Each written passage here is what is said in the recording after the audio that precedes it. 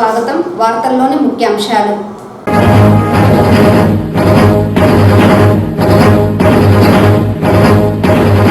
రాష్ట్ర ముఖ్యమంత్రి జగన్మోహన్ రెడ్డి ఏర్పాటు చేసిన వాలంటీర్ల వ్యవస్థపై టీడీపీ కపట ప్రేమను మానుకోవాలి. మీడియా సమావేశంలో వైసీపీ నేతల ఆగ్రహం.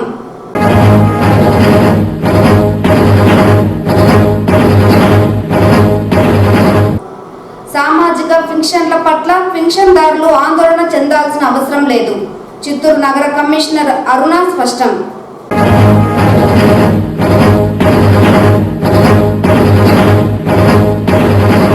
గ్రూప్ 1 పరీక్షల్లో అక్రమాలకు పాల్పడ్డ అధికారులపై చట్టపరమైన చర్యలు తీసుకోవాలి. తెలుగు యువత పార్లమెంటరీ జిల్లా అధ్యక్షులు రాజేష్ డిమాండ్.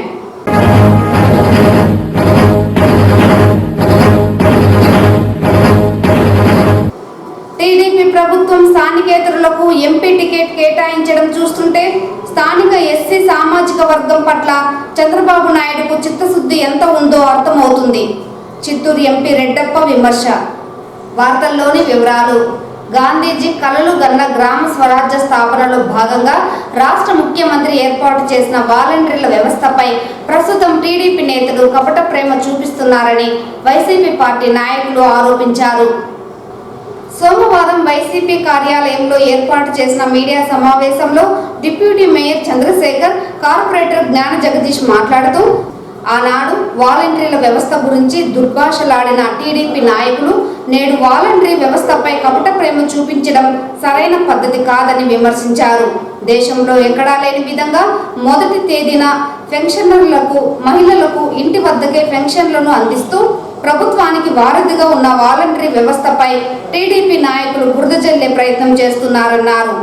నేడు టీడీపీ చూపిస్తున్న కపట ప్రేమ తమకు వద్దంటూ వాలంటీర్లు స్వచ్ఛందంగా రాజీనామా చేసి ప్రచార కార్యక్రమంలో పాల్గొంటున్నారని పేర్కొన్నారు. ప్రతి నెల 1వ తారీఖున ప్రతి ఇంటికి వెళ్లి పింఛన్లను అందిస్తున్న వాలంటీర్ల పట్ల అనుచిత వ్యాఖ్యలు చేసిన టీడీపీ పార్టీ నేతలకు తగిన గుణపాఠం చెబుతామని హెచ్చరించారు. వాలంటీర్లపై అనుచిత వ్యాఖ్యలు చేస్తున్న టీడీపీ నేతలు ఒకసారి ఆత్మవిమర్శ చేసుకోవాలని సూచించారు. ఈ కార్యక్రమంలో నగర mayor Amuda, Chuda chairman Purushotham Reddy, market committee chairman Rahul Reddy, కార్పొరేటర్లు సంతోష్, మధు, ఎస్సీ సెల్ విభాగం అధ్యక్షులు శేఖర్, అధిక సంఖ్యలో వైసీపీ నాయకులు, కార్యకర్తలు తదితరులు పాల్గొన్నారు. ఇవంతా మీరు మాట్లాడేదానికి రోజుకొక మాట, మీకు ఇదంతా చెల్లుబాటు ఎలా అవుతుందో నాకు అర్థం కావడంలా. వైఎస్ఆర్ పార్టీ అనేది ఒక ప్రజలను ఉద్దేశించి వాళ్ళు ఒక మంచి పద్ధతిలో తీసుకుని ప్రభుత్వాన్ని నడిపిస్తుంటే మీరు వాలంటరీ వ్యవస్థ పైన పడటం జరిగింది. ఇప్పుడు వాలంటరీ వ్యవస్థలో వాళ్ళే జగన్మోహన్ రెడ్డి గారు మమ్మల్ని నిర్మించారు, మేము వాలంటరీ వ్యవస్థ ద్వారా మేము మంచి పేరు తెచ్చుకున్నాము. ఇప్పుడు తెలుగుదేశం వాళ్ళు మాట్లాడే మాటలకి మళ్ళీ మాకు ఇలాంటి వాలంటరీ వ్యవస్థలో ఉద్యోగము హానరీ 6,000 రూపాయలు ఇచ్చేది కూడా మాకు డబ్బు లేకపోతే పోయింది.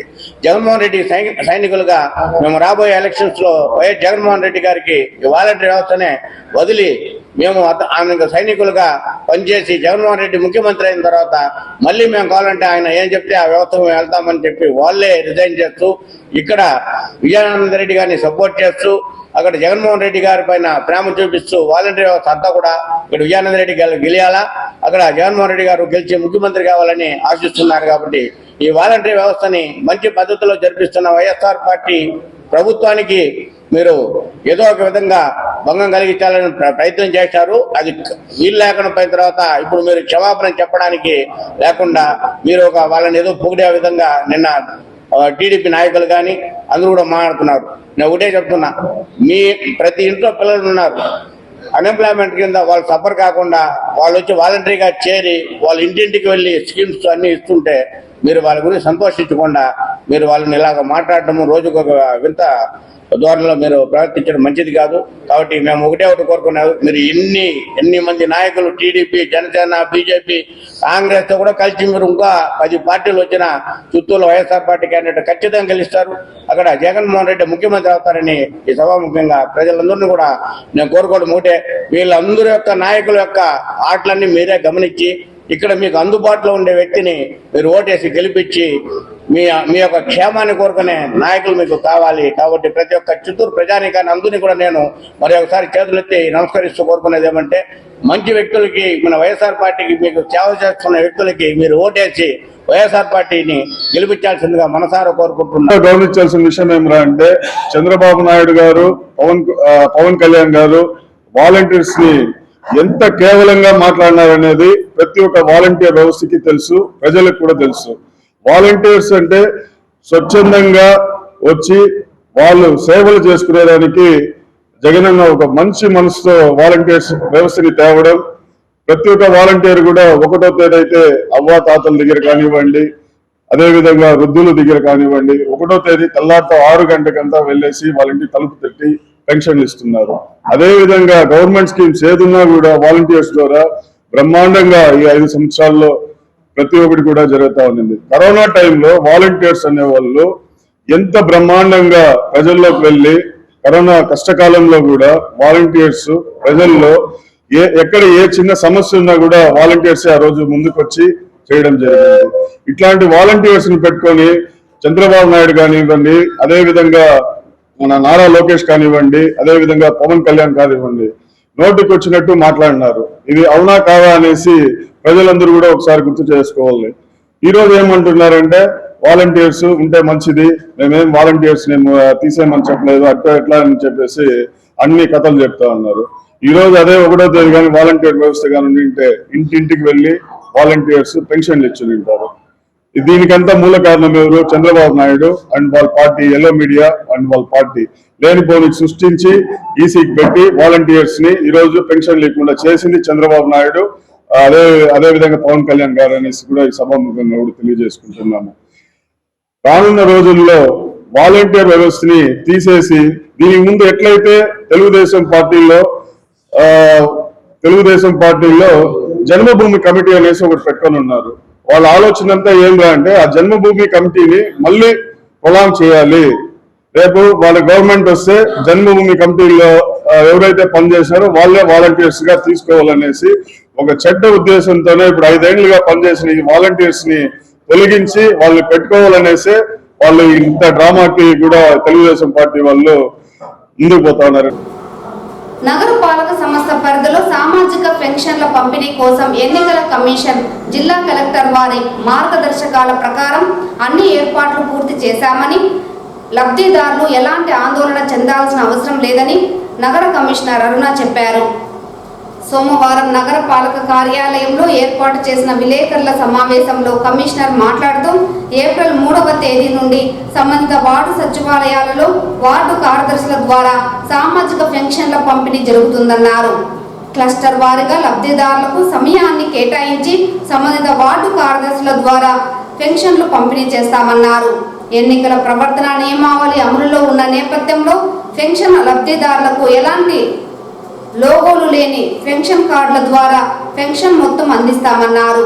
నగరపాలక పరిధిలో మొత్తం 16,697 పెన్షన్ల పంపిణీ సంబంధించి వార్డు సచివాలయం పరిధిలో క్లస్టర్ల వారీగా కార్యదర్శులను కేటాయించడం జరిగిందన్నారు. లబ్ధిదారులకు ఎలాంటి ఇబ్బంది లేకుండా వార్డు సచివాలయంలో తాగునీరు, ఇతర సౌకర్యాలు కల్పిస్తామన్నారు. పెన్షన్ లబ్ధిదారులు ఆందోళన చెందాల్సిన అవసరం లేకుండా నిర్దేశించిన సమయంలో సచివాలయానికి వచ్చి పెన్షన్ పొందాలన్నారు. బెడ్ రీడన్ పేషెంట్లకు ప్రభుత్వ మార్గదర్శకాల ప్రకారం పెన్షన్ అందించేందుకు చర్యలు తీసుకుంటున్నామన్నారు. ఈ కార్యక్రమంలో సిఎంఎం గోపి పాల్గొన్నారు. మనకి 16,637 పెన్షన్స్ ఉన్నాయి. ఈ ఏప్రిల్ నెలలో పెన్షన్స్కి సంబంధించి ప్రజలెవరూ కూడా ఇబ్బంది పడవలసిన అవసరం లేదు. మాకు ఇప్పటివరకు ఉన్న గైడ్లైన్స్ ప్రకారంగా ఏదైతే జిల్లా కలెక్టర్ గారి ఆధ్వర్యంలో జరిగిన వీడియో కాన్ఫరెన్స్, అలాగే మాకు వచ్చిన ఉత్తర్వుల ఆధారంగా ఎంసీసీ కోడ్ ఉంది కాబట్టి మనం ఈసారి వాలంటీర్లతో కాకుండా సచివాలయ సిబ్బందితో మనం పెన్షన్ పంపిణీ అనేది చేస్తున్నాము. సో పెన్షన్ పంపిణీ అనేది మనకి ఏప్రిల్ 3వ తారీఖు నుంచి కూడా స్టార్ట్ కాబోతుంది. మనకి ఉన్న అందరూ పెన్షన్ లబ్ధిదారులందరికీ కూడా సకాలంలో పెన్షన్ అందించడానికి అన్ని ఏర్పాట్లు కూడా చేస్తున్నాం. మనం ప్రతి వార్డు సచివాలయ పరిధిలో మనం పెన్షన్ డిస్ట్రిబ్యూషన్ అనేది ఏప్రిల్, మే, జూన్కి సంబంధించి మనం వార్డు సచివాలయ పరిధిలో మనం పెన్షన్స్ డిస్ట్రిబ్యూషన్ చేసుకుంటాం.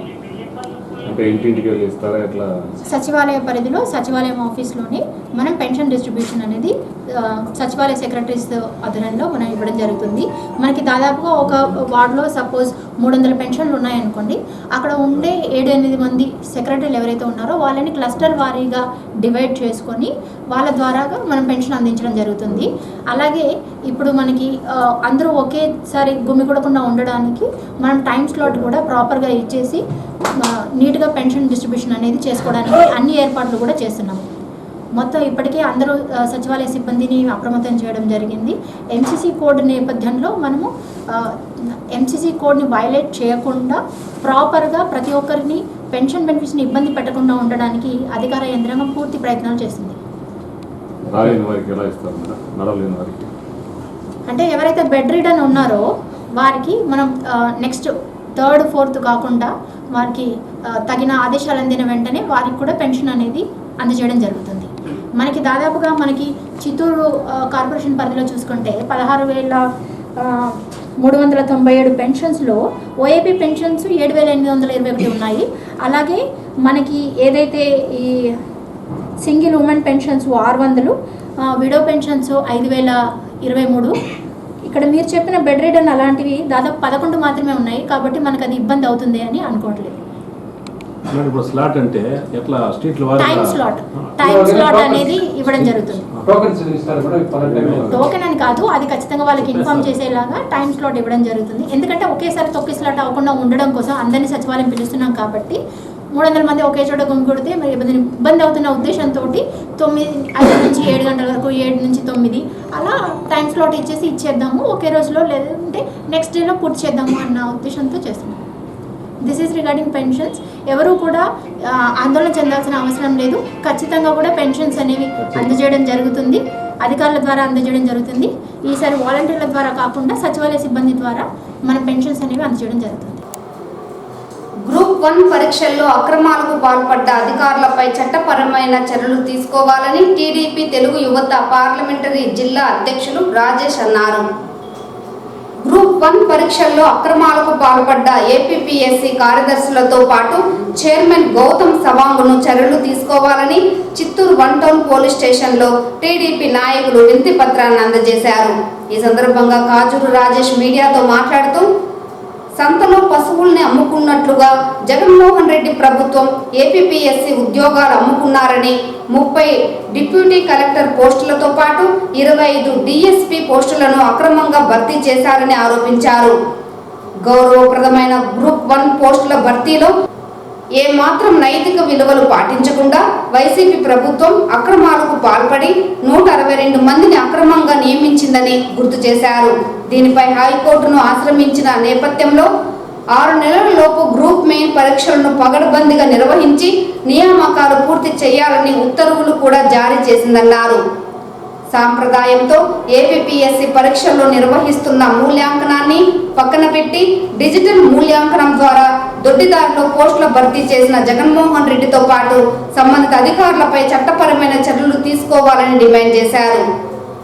యువత ఆశల్ని నాశనం చేస్తున్న రాష్ట్ర ముఖ్యమంత్రి జగన్మోహన్ రెడ్డికి జరగనున్న ఎన్నికల్లో రాష్ట్ర ప్రజలు తగిన గుణపాఠం చెబుతారని 2024 ఎన్నికల్లో ముఖ్యమంత్రిగా చంద్రబాబు నాయుడు ప్రమాణ స్వీకారం చేయడం తథ్యమని స్పష్టం చేశారు. ఈ కార్యక్రమంలో తెలుగు యువత నగర అధ్యక్షులు యువరాజ్, గౌతమ్, మణి, మౌలా, టిఎన్ఎస్ఎఫ్ నాయకులు ప్రభుతేజ, నాగరాజు, సాయి, శశి, సందీప్, శశికుమార్, నితిన్, సత్యరాజ్ తదితరులు పాల్గొన్నారు. ఈరోజు మాన్యువల్గా చేయడం దాన్ని రద్దు చేసి వాల్యుయేషన్ని రద్దు చేసి డిజిటల్ మూలంగా దాన్ని అమలు చేసి అనేక విధాలుగా అక్రమాలు పాల్పడిన వ్యక్తి ఈ జగన్మోహన్ రెడ్డి. దీనికి సహకరించిన వ్యక్తి ఏపీపీఎస్సీ సెక్రటరీ ఆంజనేయులు, అదేవిధంగా చైర్మన్ గౌతమ్ సవాంగ్ పైన ఈరోజు మేము 1 టౌన్లో కూడా ఈరోజు వారిపైన కంప్లైంట్ ఇవ్వడం జరిగింది. తక్షణమే వారిపై చర్యలు తీసుకోవాలనేసి కూడా మేము ఈరోజు తెలుగు తరఫున మేము ఈరోజు డిమాండ్ చేస్తున్నాము. ఈరోజు ఏపీపీఎస్సీ ఉద్యోగాలు అంటే ఒక భవిష్యత్తు, ఒక రాష్ట్రానికి ఒక భవిష్యత్తు. అలాంటి ఉద్యోగాలని కూడా ఈరోజు రాష్ట్రంలో ఈ జగన్మోహన్ రెడ్డి అమ్ముకున్నాడంటే ఈరోజు ఎంతటి నీచం అయిన వ్యక్తి ఈరోజు మన ముందు తెలుసుకోవాల్సిన వ్యక్తి. రానున్న 24లో ఇప్పుడు ఎలక్షన్లో కూడా యువత అంతా కూడా ఈరోజు చంద్రబాబు నాయుడు వైపే ఉన్నారు. ఈరోజు యువత కూడా ఈ జగన్మోహన్ రెడ్డికి గట్టిగా బుద్ధి చెప్తాడనేసి కూడా మేము తెలియజేసుకుంటున్నాము. అదేవిధంగా ఏపీపీఎస్సీ ఉద్యోగాలన్నీ ఈరోజు అమ్ముకోవడం అంటే ఈరోజు ఎంత పెద్ద నీచమో ఈరోజు మనం అందరూ గుర్తించాలి. అదేవిధంగా గ్రూప్ 1 మెయిన్స్ పరీక్షల్లో నోటిఫికేషన్ ద్వారా నియమైన 160 మందిని రద్దు చేయాలనేసి కూడా ఈరోజు హైకోర్టు ఆదేశించింది. అదేవిధంగా 6 నెలల్లో హైకోర్టు ఈ ప్రక్రియను పూర్తి చేసి విడుదల చేయాలనేసి కూడా ఈరోజు హైకోర్టు తీర్పు ఇచ్చింది. దీన్ని మేము హర్షిస్తున్నాము. ఈరోజు ఈ గౌతమ్ సవాల్ని అదేవిధంగా ఆంజనేయుని కూడా శిక్షించాలనేసి మేము డిమాండ్ చేస్తున్నాము. ఈ జగన్మోహన్ రెడ్డికి ప్రజలే తీర్పు గట్టిగా తెప్పుతారనేసి కూడా ఈరోజు తెలియజేసుకుంటూ జై హింద్, జై తెలుగుదేశం. బాపట్లకు చెందిన ఓ వ్యక్తిని చిత్తూరు పార్లమెంట్ స్థానానికి బరిలో దింపడం చూస్తుంటే స్థానిక ఎస్సీ సామాజిక వర్గం పట్ల చంద్రబాబు నాయుడుకు చిత్తశుద్ధి ఉందో దీన్ని బట్టే అర్థమవుతుందని చిత్తూరు వైఎస్ఆర్సీపీ ఎంపీ అభ్యర్థి రెడ్డప్ప విమర్శించారు. సోమవారం చిత్తూరులోని జిల్లా వైఎస్ఆర్సీపీ కార్యాలయంలో మీడియాతో రెడ్డప్ప మాట్లాడుతూ పుడితే ఎస్సీలుగా పుట్టరాదని గతంలో చంద్రబాబు నాయుడు చేసిన వ్యాఖ్యలను ఆయన గుర్తు చేశారు. మాదిగలను విడగొడుతూ తన 14 ఏళ్లుగా రాజకీయ జీవిత చరిత్రలో ముఖ్యమంత్రిగా పనిచేసినప్పటికీ ఎస్సీ వర్గీకరణ చేయలేకపోయిన ఏకైక ముఖ్యమంత్రి చంద్రబాబు అని ఈ రోజు ఆయనను నమ్ముకొని ఆయనతో వస్తున్నారంటే అది వారి బలహీనతనని తెలుగుదేశం ఎంపీ అభ్యర్థిపై ఘాటుగా విమర్శించారు. రానున్నది జగనన్న ప్రభుత్వం అని స్పష్టం చేశారు. ఈ మీడియా సమావేశంలో చిత్తూరు వైఎస్ఆర్సీపీ ఎమ్మెల్యే అభ్యర్థి విజయానందరెడ్డి, మేయర్ అముద, ఉప mayor Chandrasekhar, Chuda chairman Purushotham Reddy, market committee chairman Rahul Reddy, కార్పొరేటర్లు జ్ఞాన జగదీష్ తదితరులు పాల్గొన్నారు. నిలబడుతున్నట్లయితే నిజంగా ఆయన గెలిచే సత్తా, దమ్ము, ధైర్యం ఉంటే ఈ రోజు కూడా పవన్ కళ్యాణ్ లాంటి వారిపైన కానీ, బీజేపీ వారిపైన కానీ, ఇతర పార్టీల పైన ఆయన ప్రాధేయపడి అడుక్కుంటూ మీరు నాకు రండి అని కాంగ్రెస్ వాళ్ళు కూడా అడుక్కొని పోతున్నాడు. అతనికి ఏంటంటే ఏదో విధంగా నా ఉనికిని కాపాడుకోవాలనుకుంటున్నాను. నిజంగా ఇప్పుడు దమ్ము ధైర్యం ఉండే మనిషి జగన్మోహన్ రెడ్డి. పార్టీ పెట్టింది ఆయన, పార్టీ ప్రెసిడెంట్ ఆయన, ముఖ్యమంత్రి అయింది ఆయన. ఇప్పుడు కూడా నేను ఒక్కడగా సింగిల్ గా నేనే గెలుచుకుంటుంటున్నాను. అలాంటి ధైర్యం ఉంటే చెప్పండి. ఆ ధైర్యం ఉంటే చంద్రబాబు ఈరోజు కూడా చెప్పండి. ఒకరి మీద ఆధారపడకుండా నేను గెలుస్తానని ఒక మాట చెప్పాలని చూస్తాను. గెలవలేదని తెలుసు, అతనికి ఇంటెలిజెన్స్ రిపోర్ట్ తెచ్చుకున్నాడు, ఓడిపోతున్నాడని తెలుసు. ఈ రోజు కూడా కుప్పంలో ఓడిపోతున్నాడు, ఆ సత్యం అతనికి కూడా తెలుసు. కాబట్టి తెలుగుదేశం గెలిచింది టికెట్లు తీసుకున్న వాళ్ళు పాపం చాలా ఖర్చు పెట్టుకొని టికెట్లు తీసుకుంటున్నారు.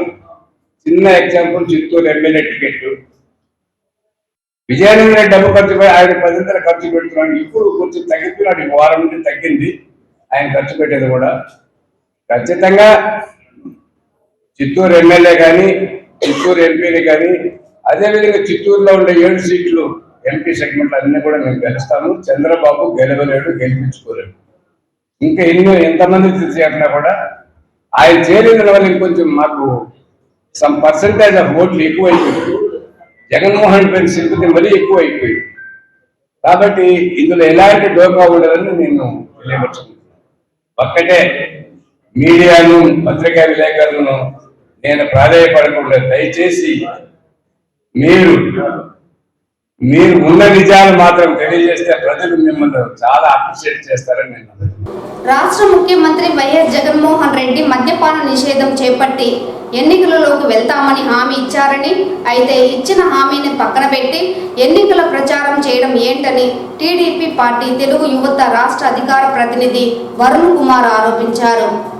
సోమవారం టీడీపీ కార్యాలయంలో ఏర్పాటు చేసిన మీడియా సమావేశంలో ఆయన మాట్లాడుతూ 2019 ఎన్నికల్లో రాష్ట్ర ముఖ్యమంత్రి జగన్మోహన్ రెడ్డి తనకు ఒక అవకాశం ఇస్తే పూర్తి స్థాయి మద్యపాన నిషేధం చేపట్టి ఆ తర్వాతే 2024 ఎన్నికల్లో ఓట్ల కోసం వస్తానని హామీ ఇచ్చారని, అయితే మద్యపానాన్ని నిషేధం చేయకుండా నాసిరకపు మద్యాన్ని విచ్చలవిడిగా తీసుకువచ్చి ప్రజల ప్రాణాలతో చెలగాటమాడుతున్నారని ఆగ్రహం వ్యక్తం చేశారు. అలాగే మద్యం దుకాణాలను తాకట్టు పెట్టి 25,000 కోట్ల రూపాయలు అప్పు చేయడం చూస్తుంటే మద్యపాన నిషేధంపై ముఖ్యమంత్రి జగన్కు ఉన్న చిత్తశుద్ధి ఏంటో ప్రజలు గుర్తించాలని పేర్కొన్నారు. రాష్ట్ర ముఖ్యమంత్రి మద్యపాన నిషేధం చేయకపోవడంతో రాష్ట్రంలోని 175 నియోజకవర్గాలలో వైసీపీ నేతలు ఇంటింటికి వెళ్లి ఓట్లు ఎలా అడుగుతారని, వైసీపీ నేతలకు దమ్ము ధైర్యం ఉంటే ఆయా నియోజకవర్గాలలో పూర్తి స్థాయిలో మద్యపాన నిషేధం చేపట్టిన తర్వాతనే ఎన్నికల ప్రచారంలోకి వెళ్లాలని, ఇందులో భాగంగా బహిరంగ చర్చకు కూడా తమ అధినేత చంద్రబాబు సిద్ధంగా ఉన్నారని స్పష్టం చేశారు. ఇప్పటికైనా రాష్ట్ర ప్రజలు రాష్ట్రంలో జరుగుతున్న అవినీతి అక్రమాలను గుర్తించి వైకాపా ప్రభుత్వాన్ని ఇంటికి సాగనంపాలని పిలుపునిచ్చారు. ఈ కార్యక్రమంలో జనసేన నాయకులు పాల్గొన్నారు. ఎంఎస్ఆర్ సర్కిల్లో, ఇరువారంలో, పలమనేరు రోడ్లో, జాన్గారిపల్లిలో, కట్టమంతిలో, చిత్తూరు రూరల్లో, సంతపేటలో మొత్తం కొన్ని వైన్ షాపులు, బస్టాండ్లో వైన్ షాప్ ఉంది, కల్పనాబాద్ దగ్గర వైన్ షాప్ ఉంది, గుడిపాల మండలంలో వైన్ షాపులు ఉన్నాయి. ఈ వైన్ షాపులన్నీ చిత్తూరు కాదా? మరి చిత్తూరు వైన్ షాపులన్నింటినీ కూడా ఎప్పుడు మూయించేస్తున్నావు? ఈ వైన్ షాపులు మూస్తావా, ఓట్లాడటం మానేస్తావా? ఏది ఈజీ మీకు? మీరు ఇచ్చే అబద్ధపు హామీలకి అంతు పొందు ఉండదా? చిత్తూరు ప్రజలారా గమనించండి. మద్యపాన నిషేధం చేసి మీ ఆరోగ్యాలు కాపాడుతామని చెప్పి జగన్మోహన్ రెడ్డి చెప్పిన మాట, మద్యపాన నిషేధం చేస్తే కానీ ఓట్లు అడగని జగన్మోహన్ రెడ్డి చెప్పిన మాట, ఈ మాటను మడిచి తూచా తప్పకుండా పాటిస్తామని చెప్పి చెప్పాల్సినటువంటి అభ్యర్థులు ఇవాళ ఆ మాటను తుంగలోకి దక్కి ఆ మాటను మడిచి ఈ హామీలు నెరవేర్చకుండా చిత్తూరులో మద్యం తిరిగే దుకాణాలు చూడండి. ఇంకా ఉన్నాయి ఒక 2 దుకాణాలు, ఎల్ఐట్ వైన్ షాప్ ఒకటి, ఇవన్నీ ఉన్నాయి. చిత్తూరులో మద్యం దొరికే ప్రాంతాలు ఇవి ఎందుకు నిషేధించలేదు? ఈ మద్యపాన నిషేధం చేయకుండా ఓట్లు అడగడానికి మీకు సిగ్గులేదా? మీరు మనుషులేనా? అసలు సిగ్గు ఎగ్గు లేకుండా, మానం మర్యాద లేకుండా ఆంధ్రప్రదేశ్ రాష్ట్ర ప్రజలను మోసం చేసి మద్యపానం సేవిస్తున్న వాళ్ళ మీద 25,000 కోట్ల రూపాయలు అప్పు తెచ్చి ప్రజారోగ్యాన్ని పడంగా పెట్టి అప్పు తీసుకొచ్చి డబ్బులు తీసుకొచ్చి మళ్ళీ మద్యపాన నిషేధం చేస్తామని చెప్పారా? సిగ్గు లేకుండా మద్యపాన నిషేధ నివారణ కమిటీ ఒక ఏర్పాటు చేసి దానికి కూడా ఒక సాధన నిర్మించి పెద్ద గొప్పలు చెప్పుకున్నారు. ఏంది ఇవన్నీ? చిత్తూరు ప్రజలను ఆలోచించండి. ఈ బ్రాండ్స్ అన్ని కూడా దొంగ బ్రాండ్స్, ఈ జే బ్రాండ్స్ తాగి హానికరమైన బ్రాండ్స్ అని చెప్పి పలు సందర్భాల్లో తెలుగుదేశం పార్టీ తరఫున చెప్పడం జరిగింది. ఈ ప్రజారోగ్యానికి హానికరమైన బ్రాండ్స్ తాగి మీ ఇంట్లో మీ పిల్లలు, మీ మొగుళ్ళు, మీ అన్నలు, మీ వాళ్ళందరూ కూడా, మీ స్నేహితులు, వీళ్ళందరూ కూడా వాళ్ళ ఆరోగ్యాన్ని పాడు చేసుకుంటూ ఈ రాష్ట్ర ఖజానాకి డబ్బులు నింపుతున్నాడు. జగన్మోహన్ రెడ్డి చెప్పిన మాట ఏంది? మేము మద్యపానాన్ని నిషేధిస్తామని చెప్పాడు కదా. మరి చిత్తూరు అభ్యర్థి విజయానంద రెడ్డి గారి వాళ్ళ ఓట్లు ఎడగదలుచుకున్నారా? ఎలా ఓట్లు అడుగుతారు మీరు ఇవాళ? చిత్తూరులోని గుడిపాలలో, రూరల్లో, చిత్తూరు డివిజన్లో ఈ మద్యపానానికి బానిసైనటువంటి వాళ్ళందరి దగ్గరికి వెళ్ళి మీరు ఓట్లు ఎట్లా అడుగుతారు? వేసవి నేపథ్యంలో నగరంలో తాగునీటి ఇబ్బంది లేకుండా అన్ని చర్యలు తీసుకుంటున్నట్లు కమిషనర్ అరుణ చెప్పారు. నగరపాలక పరిధిలోని 50 వార్డులలో 39 వార్డులకు కల్వకుంట జలాశయం నుంచి నీరు సరఫరా చేస్తున్నట్లు వివరించారు. జలాశయంలో ప్రస్తుతం 2100 MLDల నీరు ఉందని, మరో 3 నెలల వరకు నీటి సరఫరాకు ఇబ్బంది ఉండదన్నారు. మిగిలిన 11 వార్డులలో బోర్లు, ట్యాంకర్ల ద్వారా నీటి సరఫరా జరుగుతోందన్నారు. నీటి సమస్య ఉన్న ప్రాంతాలలో అదనంగా ట్రిప్పులలో నీటి సరఫరా చేస్తామన్నారు. నగరంలో మొత్తం 463 బోర్లకు గాను 457 బోర్లు ప్రస్తుతం రన్నింగ్లో ఉన్నాయని, మరో 7 బోర్లు మరమ్మతులు చేస్తున్నట్లు వివరించారు. తాగునీటి సమస్యపై ఎప్పటికప్పుడు చర్యలు తీసుకుంటూ ప్రజలకు ఎలాంటి ఇబ్బందులు లేకుండా చూస్తామన్నారు.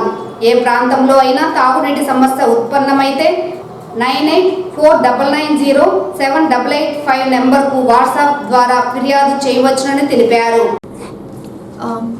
చిత్తూరు కార్పొరేషన్ పరిధిలో మనకి టోటల్గా 51 వార్డులు ఉన్నాయి. ఈ 50 వార్డుల 39 వార్డులకి దాదాపుగా మనకి ఎన్టీఆర్ జలాశయం అనేది మేజర్ సోర్స్ ఆఫ్ డ్రింకింగ్ వాటర్గా ఉంది. దాని మ్యాక్సిమం కెపాసిటీ 2800 mld. ప్రజెంట్గా మనకి నేను మొన్నే ఇరిగేషన్ అధికారులు అలాగే ఇంజనీరింగ్ సిబ్బందితో కూడా వెళ్ళి పరిశీలించి రావడం జరిగింది స్వయంగా. ఇప్పుడు 2100 mld కెపాసిటీ ఉంది.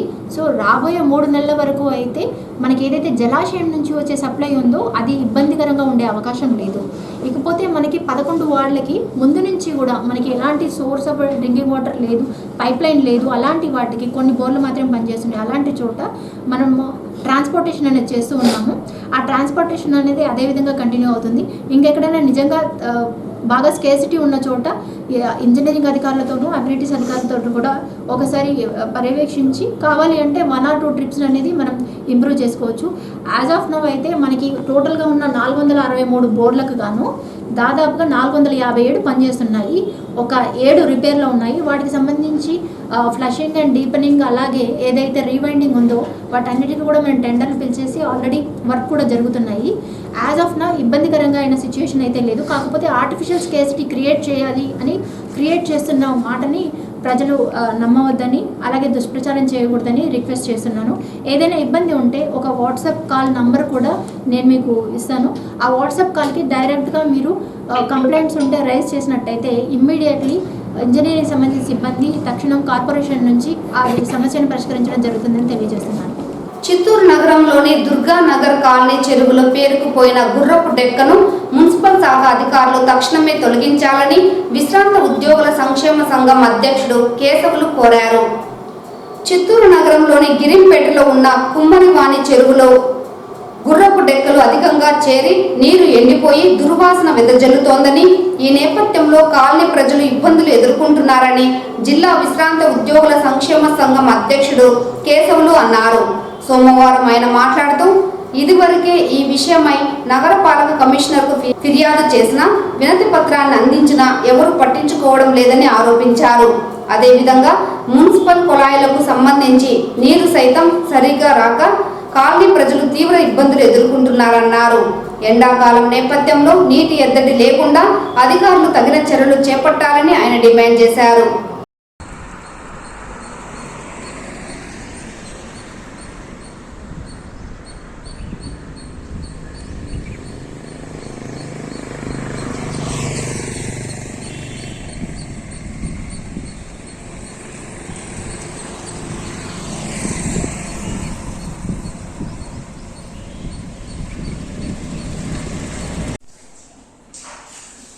గిరింపేట దుర్గానగర్ కాలనీలోని కుమ్మరవాణి చెరువులో గుర్రపు డెక్కలు మొలిచిపోయి నీళ్ళన్నీ పూర్తిగా ఇంకిపోయినది. దాని ఫలితంగా మున్సిపల్ బోర్లు పూర్తిగా ఎండిపోయి నీళ్లు సరిగా రావడం లేదు.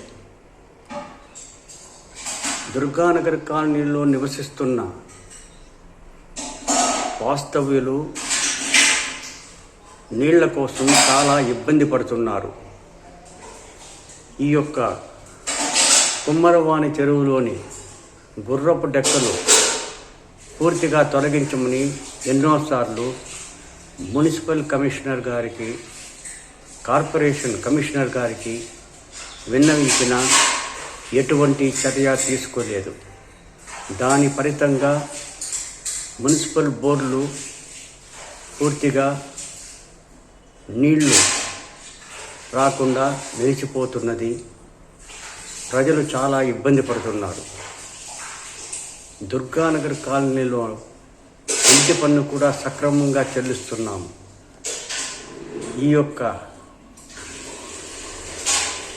ఈ దుర్గానగర్ కాలనీ కుమ్మరవాణి చెరువులోని గుర్రపు డెక్కలని పూర్తిగా తొలగించాలని, అదేవిధంగా నీళ్లు వచ్చేటట్టు చేయుటకు మున్సిపల్ బోర్డులన్నీ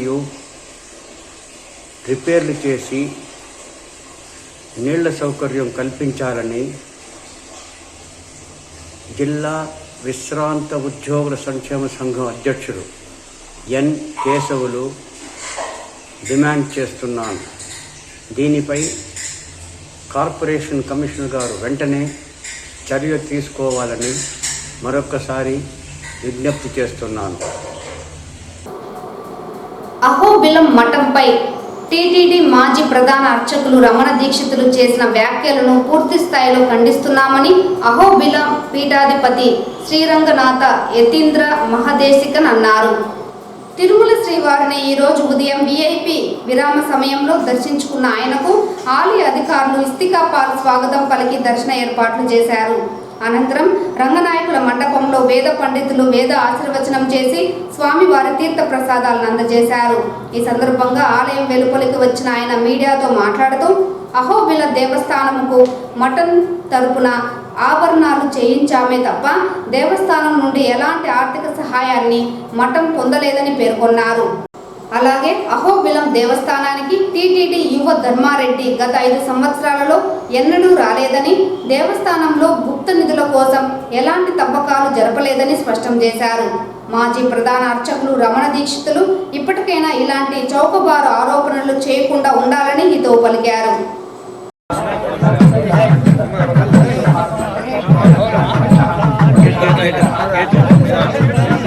ఇప్పుడు 5 తారీఖు అన్నమాచార్య వర్ధంతి జరుగుతుంది.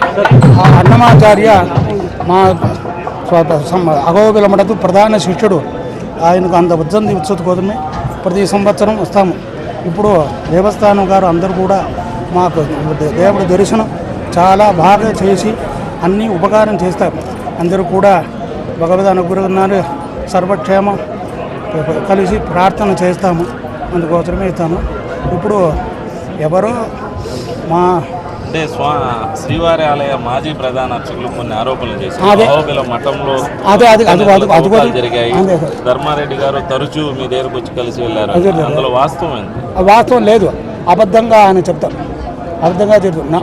నేనే ఆ దేవస్థానం మా దేవస్థానం అనేది నేనే అహోబిల మఠం నుంచి అన్నీ కూడా అక్కడికి చేస్తాము. ఇప్పుడు కూడా బంగారు వడ్డీలు 5 వడ్డీలు చేయదాము మఠం నుంచి.